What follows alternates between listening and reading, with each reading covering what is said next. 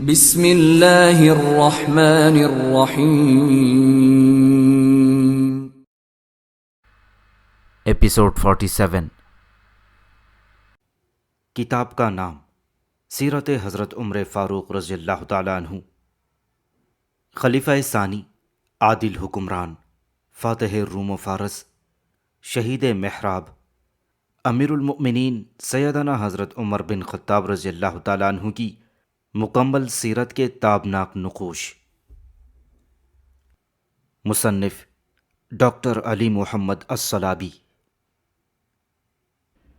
اسلامی لشکر دریائے دجلہ میں جب حضرت سعد بن ابی وقاص رضی اللہ تعالیٰ عنہ نے یہ دیکھا کہ عاصم ساحل پر اتر کر اسے محفوظ بنا چکے ہیں، تو انہوں نے فوراً لشکر کو دریا میں اترنے کا حکم دے دیا اور فرمایا، لوگوں، ہم اللہ سے مدد طلب کرتے ہیں اور اسی پر توکل کرتے ہیں، حسبنا اللہ و نعم الوکیل، اور لا حول ولا قوت الا باللہ العلی العظیم پڑھتے ہوئے دریا میں کود جاؤ۔ لشکر کا بڑا حصہ باہم مل کر گہرے دریا میں کود پڑا۔ اس وقت دریائے دجلہ طغیانی پر تھا، خوب جھاگ پیدا ہو رہا تھا اور پانی کالا ہو چکا تھا۔ مجاہدین دریا عبور کرتے ہوئے باہم اس طرح گفتگو کر رہے تھے جیسے وہ زمین پر چل رہے ہوں۔ حضرت سعد رضی اللہ تعالیٰ عنہ کے ساتھ ساتھ جو شخص پانی میں سفر کر رہا تھا وہ حضرت سلمان فارسی رضی اللہ تعالیٰ عنہ تھے۔ گھوڑے ان کو لیے ہوئے تیر رہے تھے اور سعد رضی اللہ تعالیٰ عنہ فرما رہے تھے، حسبنا اللہ و نعم الوکیل، واللہ لینصرن اللہ ولیہ ولا یظہرن اللہ دینہ ولا یہزمن اللہ عدوہ ان لم یکن فی الجیش بغی او ذنوب تغلب الحسنات۔ اللہ ہمیں کافی ہے اور وہ بہترین کارساز ہے۔ اللہ ضرور اپنے اولیاء کی مدد فرمائے گا اور اپنے دین کو غالب فرمائے گا اور اپنے دشمن کو ضرور شکست سے دوچار فرمائے گا، بشرطے کہ اہل لشکر میں سرکشی اور ایسے گناہ نہ ہوں جو ان کی نیکیوں پر غالب آ جائیں۔ سلمان فارسی رضی اللہ تعالیٰ عنہ نے فرمایا، اسلام ہمیشہ زندہ رہے گا۔ جس طرح اللہ نے مسلمانوں کے لیے یہ زمین مسخر فرمائی ہے، اسی طرح اس دریا کو بھی مسخر فرمائے گا۔ خبردار، قسم ہے اس ذات کی جس کے ہاتھ میں سلمان کی جان ہے، اس دریا سے یہ لوگ فوج در فوج نکلیں گے جس طرح فوج در فوج داخل ہوئے تھے۔ حضرت سلمان کا یہ ارشاد کہ اسلام ہمیشہ زندہ رہے گا، اس سے یہ مراد تھا کہ اسلام ہمیشہ برقرار رہے گا اور اس کے پیروکار قوی ایمان کے حامل اور معزز رہیں گے۔ مسلمانوں نے اپنے قلوب میں اسلام کو وہ مقام دیا کہ وہ اسی کی خاطر جینے اور اسی پر مر مٹنے کے آرزومند رہتے تھے۔ وہ اسی کی دعوت دیتے تھے اور اسی کا دفاع کرتے تھے، جبکہ ایک زمانہ گزرنے کے بعد جو نسلیں آئیں انہوں نے اس دین کو سمجھ کر نہیں اختیار کیا بلکہ اپنے بزرگوں سے وراثت میں حاصل کیا۔ اس کا یہ نتیجہ نکلا کہ دین ان کے احساسات و ترجیحات میں رسوخ حاصل نہ کر سکا۔ ان کی ترجیح دنیا کی بلندی اور اس کے ساز و سامان کا حصول رہ گیا۔ دین کا معاملہ ان کی زندگی میں ثانوی حیثیت اختیار کر گیا۔ ایسے حالات میں تقابلی نظر سے دیکھا جائے تو صاف پتہ چل جائے گا کہ ہمارے اسلاف کے زمانے میں لوگ اسلام میں جوق در جوق کیوں داخل ہوتے تھے اور اب گروہ در گروہ کیوں نکلتے چلے جا رہے ہیں۔ بہرحال تمام مسلمانوں نے کوئی نقصان اٹھائے بغیر سلامتی کے ساتھ دریائے دجلہ عبور کر لیا تھا، تاہم صرف ایک آدمی غرق قدا تھا جو بارق قبیلے سے تعلق رکھتا تھا۔ وہ اچانک اپنے سرخ گھوڑے کی پشت سے پھسل کر دریا میں جا گرا۔ قعقاع بن عمرو رضی اللہ تعالیٰ عنہ نے فوراً اپنے گھوڑے کی باگ اس کی طرف موڑی، اس کا ہاتھ تھاما اور اسے کھینچتے ہوئے ساحل پر لے گئے۔ قعقاع انتہائی طاقتور آدمی تھے۔ اس وقت بیرقی نے، جو قعقاع رضی اللہ تعالیٰ عنہ کے ننھیال میں سے تھا، اس نے کہا، اعجزت الاخواتی ان یلدن مثلک یا قعقاع، اے قعقاع، تو نے عورتوں کو اپنے جیسا مرد جنم دینے سے عاجز کر دیا ہے۔ مسلمانوں کو اس دلیرانہ انداز سے دریائے دجلہ عبور کرتے دیکھ کر سپاہی فارس کے لوگ انتہائی دہشت زدہ ہو گئے۔ یزدگرد وہاں سے نکل بھاگا۔ اس نے حلوان پہنچ کر دم لیا اور مسلمان بلا رکاوٹ مدائن میں داخل ہو گئے۔ حضرت سعد رضی اللہ تعالیٰ عنہ قصر ابیض میں داخل ہوئے، وہاں نماز شکرانہ ادا کی اور اس محل کو مسجد قرار دے دیا۔ پھر اللہ تعالیٰ کا یہ ارشاد پڑھا، وہ کتے ہی باغات اور چشمے چھوڑ گئے اور کھیتیاں اور شاندار محل۔ پھر اللہ تعالیٰ کا یہ ارشاد پڑھا، کم ترکوا من جنات وعیون وزروع ومقام کریم ونعمت کانوا فیہا فاکہین کذالک وأورثناہا قوما آخرین۔ وہ کتنے ہی باغات اور چشمے چھوڑ گئے اور کھیتیاں اور شاندار محل اور سامان عیش جن میں وہ مزے کر رہے تھے۔ اسی طرح ہوا اور ہم نے ایک دوسری قوم کو ان سب کا وارث بنا دیا۔ سورۃ الدخان۔ حضرت سعد رضی اللہ تعالیٰ عنہ نے وہاں 8 رکعت نماز فتح ادا کی۔ مدائن میں سب سے پہلے کتیبۃ الاحوال داخل ہوا، پھر کتیبۃ القرصہ یعنی گرج چمک والا فوجی دستہ وہاں پہنچا۔ کتیبۃ الاحوال کی قیادت عاصم بن عمرو تمیمی کر رہے تھے، جبکہ کتیبۃ القرصہ کی کمان قعقاع بن عمرو کے پاس تھی۔ مسلمانوں کی امانت داری کے مظاہر۔ میں اللہ کی حمد بیان کرتا ہوں اور اس کے ثواب پر راضی ہوں۔ مسلمان مدائن میں داخل ہوئے، انہوں نے مال غنیمت یکجا کرنا شروع کیا۔ ایک آدمی بہت سا سامان اٹھائے ہوئے آیا اور غنیمت جمع کرنے والے افسر کے پاس جمع کروا دیا۔ وہاں موجود لوگوں نے کہا، ہم نے اس جیسا آدمی نہیں دیکھا جتنا قیمتی سامان یہ شخص لایا ہے، ہمارے پاس تو اتنا زیادہ اور قیمتی مقدار کا سامان نہیں ہے۔ اب انہوں نے سامان لانے والے سے پوچھا، کیا تو نے اس سے کچھ سامان لیا ہے؟ اس نے کہا، اللہ کی قسم اگر اللہ تعالیٰ کا ڈر نہ ہوتا تو میں یہ گراں قدر سامان تمہارے پاس ہرگز نہ لاتا۔ یہ جواب سن کر انہوں نے اندازہ لگایا کہ یہ انتہائی برگزیدہ آدمی ہے۔ انہوں نے اس سے پوچھا، تم کون ہو؟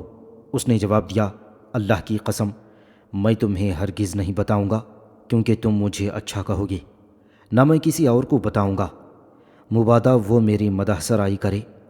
پھر اس نے کہا، لیکننی الحمدللہ وارضی بثوابہ، میں تو صرف اپنے اللہ رب العزت کی تعریف کرتا ہوں اور اسی کے ثواب پر راضی ہوں۔ لوگوں نے ایک آدمی اس کے پیچھے روانہ کیا۔ اس نے اس کے ساتھیوں سے اس کے بارے میں پوچھا تو پتہ چلا کہ وہ عامر بن عبد قیس رضی اللہ تعالیٰ عنہ تھے۔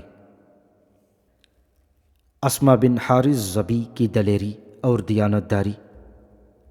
اسما فرماتے ہیں کہ میں دشمن کے تعاقب اور مال غنیمت جمع کرنے کے لیے ایک راستے پر چل رہا تھا۔ میں نے ایک گدھا دیکھا، اس کے سوار نے مجھے دیکھا تو اس نے گدھے کو تیزی سے ہانکا اور اپنے آگے جانے والے دوسرے شخص سے جا ملا۔ پھر ان دونوں نے جلدی جلدی اپنے گدھے ہنکائے اور بھاگنے کی کوشش کی۔ وہ ایک چھوٹے سے نالے کے قریب جا کر رک گئے کیونکہ اس نالے کا پل ٹوٹا ہوا تھا۔ میں ان کے قریب پہنچا تو دونوں مختلف سمتوں میں نکل بھاگے۔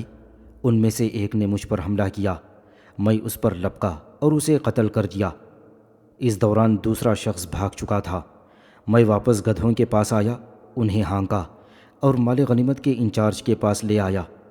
اس نے ایک گدھے پر نظر دوڑائی، اس پر 2 ٹوکریاں لدی ہوئی تھیں۔ ایک میں سونے کا ایک گھوڑا تھا جس پر چاندی کی زین تھی، وہ اس کی پشت پر تھی۔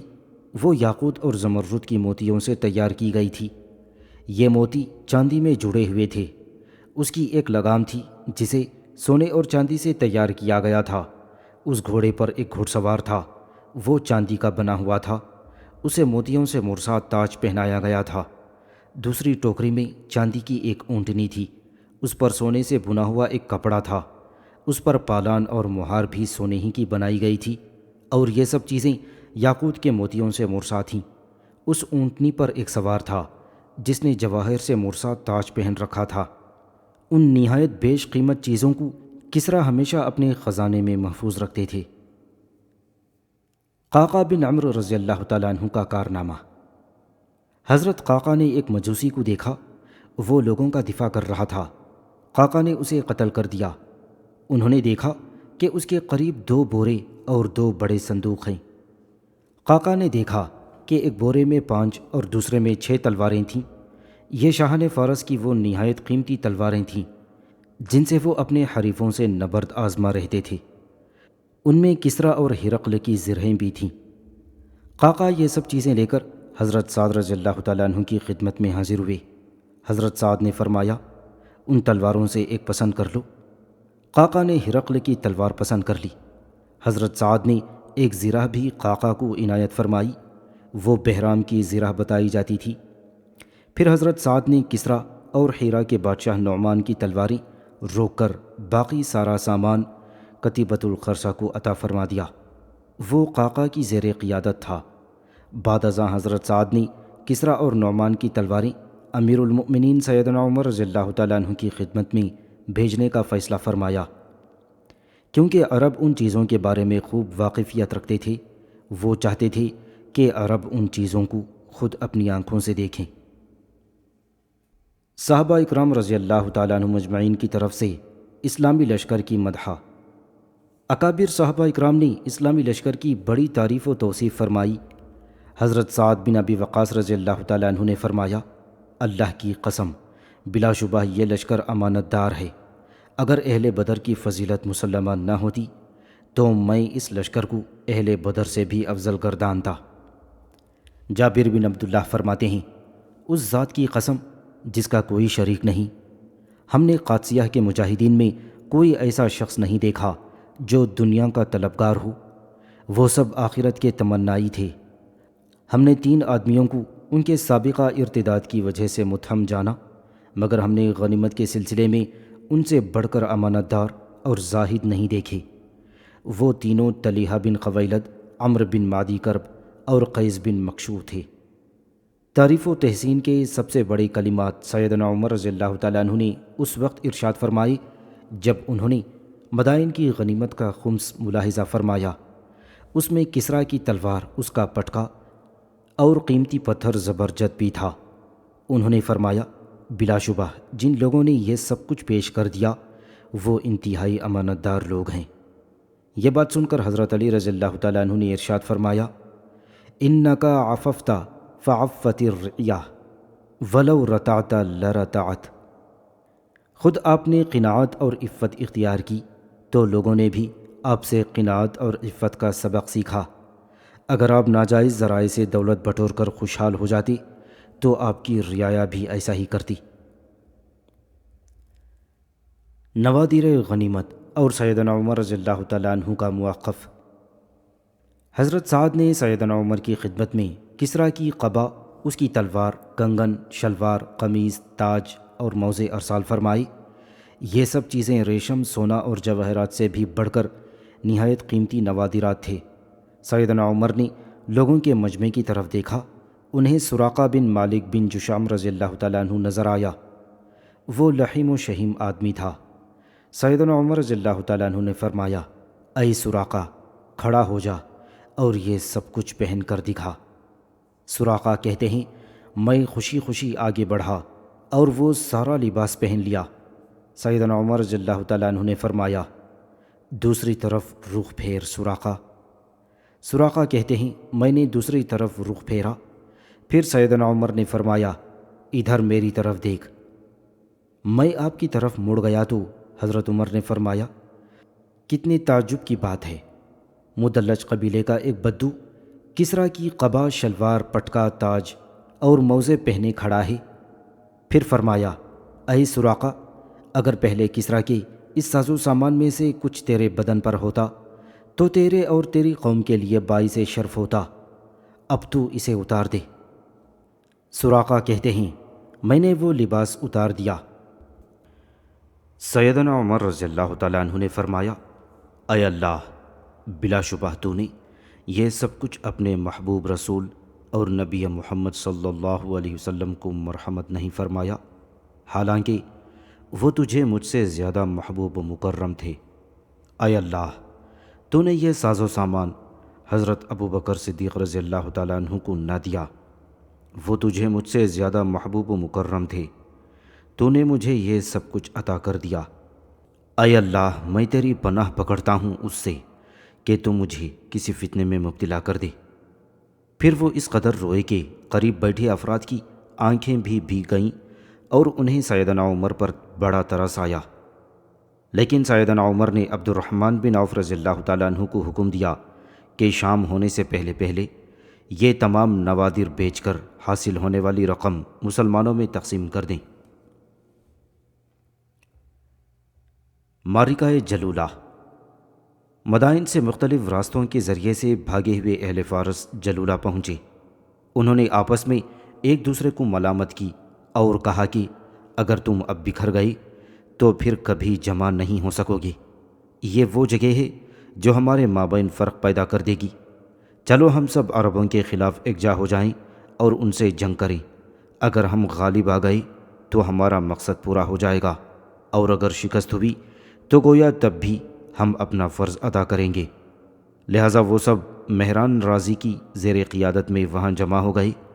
انہوں نے شہر کے گرد ایک خندق کھودی اور اپنے استعمال کے خاص راستوں کے علاوہ خندق کے ہر بڑے لکڑی کے کانٹے اور بدن پر چمٹ جانے والے گوگھرو یعنی لکڑی کی شاخدار رکاوٹیں پھیلا دیے تھے۔ حضرت سعد نے یہ صورتحال امیر المؤمنین کی خدمت میں لکھ بھیجی۔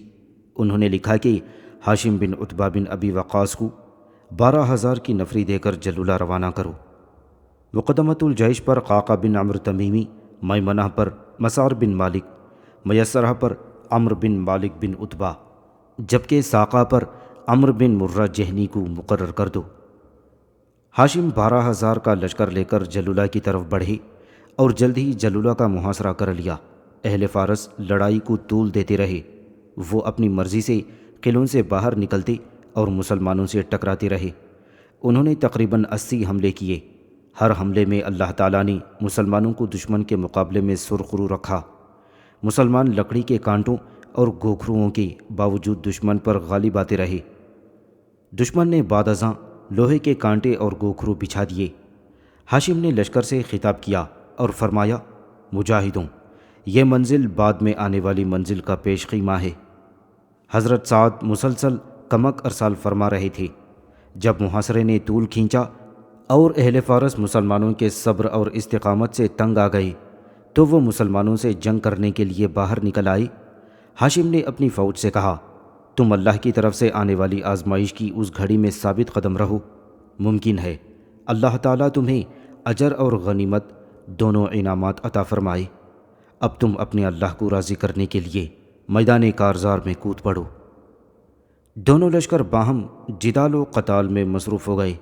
اللہ تعالیٰ نے دشمن پر ایسی آندھی بھیجی کہ وہ اپنے علاقوں اور ساتھیوں کو دیکھنے سے عاجز آ گیا۔ اس آندھی سے دشمن کے پاؤں اکھڑ گئے اور وہ اپنے ہی ہاتھوں کھودی ہوئی خندق میں گرنے لگے تھے۔ ان کے لیے اس کے سوا کوئی چارہ نہ رہا کہ وہ اپنی طرف موجود خندق کو بند کر دیں تاکہ ان کے گھوڑے اس راستے سے فرار ہو کر محفوظ مقام پر پہنچ سکیں۔ اس طرح انہوں نے اپنا دفاع خود اپنے ہی ہاتھوں ختم کر دیا۔ جب مسلمانوں کو خندق بند ہونے کی اطلاع ملی تو انہوں نے کہا، ہم دوسری مرتبہ ان پر حملہ آور ہوں گے اور فیصلہ کن مقابلہ کریں گے۔ جب مسلمانوں نے پیش قدمی کی تو دشمن نے مسلمانوں کی طرف خندق کے آس پاس لوہے کے گوگھرو یعنی خاردار رکاوٹیں بکھیر دیے تھے تاکہ ان کے گھوڑے آگے نہ بڑھ سکیں۔ انہوں نے صرف مخصوص مقام اپنے لیے محفوظ رکھا ہوا تھا جہاں سے وہ نکلتے اور مسلمانوں پر حملہ آور ہوتے تھے۔ اس وقت لڑائی اتنی شدت اختیار کر گئی کہ لیلۃ الحریر کا منظر آنکھوں میں گھوم گیا۔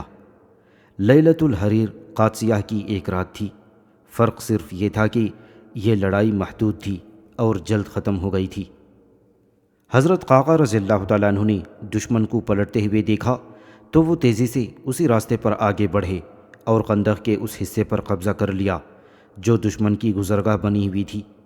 انہوں نے فوراً اعلان کر دیا، اے مسلمانوں، تمہارا امیر خندق میں داخل ہو چکا ہے اور اس پر قبضہ کر چکا ہے، لہٰذا خندق کے اس حصے کی طرف بڑھو۔ حضرت قعقاع کے اس اعلان سے مسلمانوں کو ایک نئی قوت مل گئی۔ مسلمانوں نے دشمن پر حملہ کر دیا۔ انہیں اس بات کا یقین تھا کہ ہاشم خندق میں موجود ہوں گے۔ حملہ اتنا زوردار تھا کہ وہ ہر رکاوٹ کو عبور کرتے ہوئے خندق کے دروازے تک جا پہنچے۔ انہوں نے وہاں قعقاع بن عمرو کو دیکھا۔ وہ خندق کے اس حصے پر قبضہ کر چکے تھے اور مشرک خندق کے دائیں بائیں شکست خوردہ ہو کر بھاگ رہے تھے۔ ان کے گھوڑوں کی ٹانگیں خود انہی کی بچھائی ہوئی کانٹے دار رکاوٹوں سے زخمی ہو گئی تھی۔ اب وہ پیادہ ہو چکے تھے۔ مسلمان ان کے پیچھے لپکے اور انہیں قتل کرنا شروع کر دیا۔ گنتی کے چند افراد کے سوا کوئی نہ بچ سکا۔ سپاہ فارس کے 1,00,000 فوجی مارے گئے۔ مقتولین کی لاشوں سے میدان اٹھ چکا تھا۔ آگے پیچھے دائیں بائیں ہر طرف لاشیں ہی لاشیں نظر آ رہی تھیں۔ یہی وجہ ہے کہ اس معرکے کو جلولہ یعنی لاشوں سے ڈھانپنے والا معرکہ کہا جاتا ہے۔